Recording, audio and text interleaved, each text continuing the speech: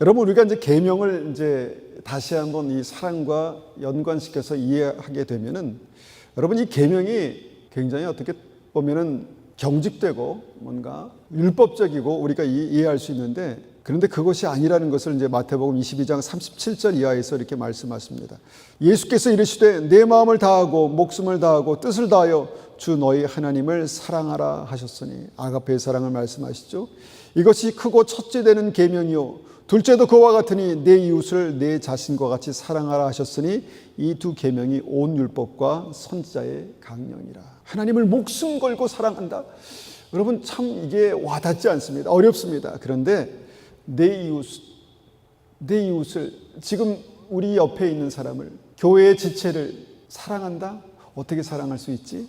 그렇게 하면 되겠구나. 여러분, 그렇게 시작하는 것입니다. 넘어져도 쓰러져도 작아도 꺼져가도 내가 주님 앞에 다시 하면, 내가 나를 사랑하느냐? 그러면 계명을 지켜라. 사랑해라.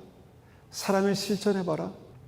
요한복음 15장 12절에 말씀하십니다. 내 계명은 곧 내가 너희를 사랑한 것 같이 너희도 서로 사랑하는 이것이니라. 우리가 보이지 않는 하나님을 사랑하는 것 막연할 수 있습니다. 그런데 우리가 그 믿음을 가지고, 말씀을 가지고 옆에 있는 사람을 사랑하기 시작하면 하나님의 사랑을 이해하게 되고, 하나님의 사랑의 깊이를 알게 되고, 하나님의 사랑의 능력을 경험하게 된다는 것입니다. 결국 이것이 내가 나를 사랑하느냐? 그러면 내 양을 먹이라. 내가 나를 사랑하면 내 계명을 지켜라. 같은 말씀입니다. 베드로의 연약한 믿음으로, 베드로의 실패한 사랑으로, 베드로의 작은 사랑으로 주님을 사랑하면, 하나님의 크신 사랑으로 베드로를 하나님께서 교회의 반석이 되게 하시고 사도가 되게 하시고 많은 사람들을 살려내시는 하나님의 놀라운 능력으로 그를 사용하셨던 것처럼, 저도, 여러분도 난 아무것도 아닌데, 난 주님을 사랑하는 게 뭔지 잘 모르는데, 그러면 옆에 사람들을 주님의 사랑으로 사랑하기를 시작하는 것입니다. 난 잘 못하는데, 실패하는데, 넘어지는데, 시작하는 것입니다. 주님의 그 사랑에 우리가 반응하기만 한다면 주님께서는 우리를 회복시키시고 다시 살리실 것이다 믿습니다. 그래서 우리가 이 맥락에서요, 사랑하면 살아납니다. 제목을 다시 한번 기억해 봅니다. 우리는 우리의 내추럴한 본성은요, 사랑받으면 사랑할 것 같아요. 그래서 교회를 결정할 때도 정말 사랑이 많은 교회, 다시 말하면 내가 사랑을 느낄 수 있는, 경험할 수 있는 그런 교회를 찾습니다. 대부분 그렇습니다. 모든 관계 속에서, 모든 모임에서 내가 지금 뭔가 인정받고 사랑받는 것, 그것이 뭔가 내가 소속된 그곳에서, 교회에서 내가 추구하는 것이죠. 그런데 여기서 우리가 많이 놓치는 정말 중요한 진리가 있습니다. 내가 나를 사랑하느냐? 나의 양을 먹이라. 내가 나를 사랑하면 나의 계명을 지켜라. 무엇인가 하면요, 사랑할 때 살아난다는 것입니다. 내가 작은 사랑으로 사랑하기 시작할 때 하나님의 크신 사랑이 나의 삶을 붙드신다는 것입니다. 그 사랑이 우리의 삶을 바꾸고, 삶의 정체성을 바꾸고, 나의 인생의 정체성을 바꾸고 삶의 부르심을 세우신다는 것입니다. 그리고 그 하나님의 무한한 사랑을 우리에게 부으시고 경험하게 되는 그런 놀라운 은혜가 있다는 것입니다. 그래서 이것이 하나님이다, 이것이 진리다, 이것이 내가 너희를 사랑한 방법이다, 주님께서 말씀하시는 것입니다. 이런 말씀들은요, 성경 전체를 통해서, 그러니까 어떻게 사랑하는 것인가, 사랑이 무엇인가에 대해서 우리에게 설명합니다. 고린도전서 13장 1절에 3절 말씀 보니까, 내가 사람의 방언과 천사의 말을 할지라도 사랑이 없으면 소리나는 구리와 울리는 꽹과리가 되고, 내가 예언하는 능력이 있어 모든 비밀과 모든 지식을 알고 또 산을 옮길 만한 모든 믿음이 있을지라도 사랑이 없으면 무엇입니까? 사랑하지 않으면 내가 아무것도 아니요. 그러니까 본질 자체가 사랑이다라는 것입니다.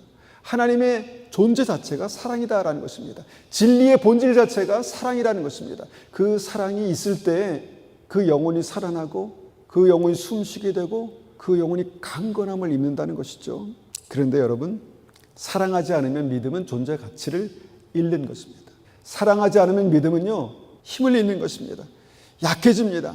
그래서 주님께서는 이 원리로 사랑을 명령하신 것입니다. 나의 계명을 지켜라, 사랑해라. 내가 너에게 사랑할 사람들을 붙이겠다, 내 양들을 너에게 붙이겠다, 사랑해라. 그러면 내가 사랑을 넘치도록 붓겠다. 그 사랑으로 너희를 붙들겠다 이렇게 말씀하는 것입니다. 여러분 고린도전서 13장은요 사랑장이라고 얘기합니다. 근데 그 사랑이 무엇입니까? 어떻게 사랑합니까? 라고 질문하는 이들에게 주님께서 이렇게 말씀하십니다. 사랑은 오래 참고 사랑은 온유하며 시기하지 아니하며 사랑은 자랑하지 아니하며 교만하지 아니하며 무례히 행치 아니하며 자기 유익을 구하지 아니하며 성내지 아니하며 악한 것을 생각하지 아니하며 불의를 기뻐하지 아니하며 진리와 함께 기뻐하고 모든 것을 참으며 모든 것을 믿으며 모든 것을 바라며 모든 것을 견디느니라. 사랑을 받는 방법이 아니라 사랑하는 방법에 대해서 지금 말씀하고 계시다는 것입니다. 내 믿음이 울리는 꽹과리가 되지 않고 내 생명력이 날마다 하나님의 은혜로 강력하게 역사하기 위해서는요 사랑해야. 근데 사랑하기가 쉽습니까? 쉽지 않습니다. 어떻게 저 사람을 사랑해? 저 사람이 나에게 어떻게 했는데, 저 사람이 나에게 3번씩이나 배신하고 나를 저주했는데 어떻게 사랑해? 그런데 주님은 그런 베드로를 사랑하셨습니다. 그래서 주님께서 베드로에게 그 사랑으로 사랑하라고 말씀하신 것입니다. 눈 딱 감고 이게 주님의 명령이구나, 이게 하나님께서 나에게 말씀하신 믿음의 진리구나, 이렇게 우리가 생각하고요 한번 믿음으로 이 사랑의 버튼을 눌러보십시오. 그러면 우리 안에 역사하시는 하나님의 능력이, 생명이, 사랑이 있습니다. 그리고 그 사랑은요 바로 우리 믿음의 가정, 믿음의 식구들, 우리 가정, 우리 식구들 살릴 것입니다. 그리고 내가 그런 사랑을 내 삶 속에서 표현하고 살아간다면 하나님께서 나를 살리실 것입니다. 우리를 통해서 하나님의 영광을 드러내실 것입니다. 나는 부족한데, 아무것도 아닌데, 알고 있습니다. 하나님께서 아십니다. 그런데 그럼에도 불구하고 내가 필레오의 작은 사랑으로, 꺼져가는 사랑으로, 넘어진 사랑으로라도 주님을 사랑합니다 고백하고 그 사랑을 내가 표현하기 시작할 때 주님께서 우리 한 분 한 분을 하나님의 완전한 사랑으로 그렇게 다시 살리시고 새롭게 하실 줄 믿습니다.